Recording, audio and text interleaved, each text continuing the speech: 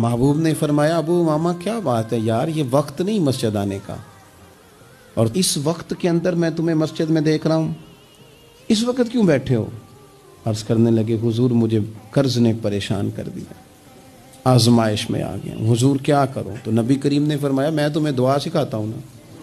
حضور نے دعا سکھائی، کہا پڑھو اللہم انی اعوذ بک من الہم والحزن واعوذ بک من العجز والکسل واعوذ بک من الجبن والبخل واعوذ بک من غلبۃ الدین وقہر الرجال۔ فرمائے اس دعا کو پڑھا کرو، اللہ خیر کر دے گا۔ حضرت ابو ماما فرماتے ہیں لوگوں میں نے یہ دعا پڑھی، میرے نصیب دیکھو، پڑھی میں نے پر سیکھی میں نے ڈائریکٹ حضور سے ہے۔ میں نے یہ دعا پڑھی، اللہ نے میرے قرضے بھی دور کر دیے اور میرے غم بھی سارے دور کر دیے۔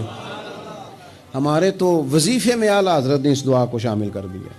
فرمایا اسے پڑھو، صبح بھی پڑھو، شام بھی پڑھو، غم بھی دور ہوں گے، قرضے بھی دور ہوں گے۔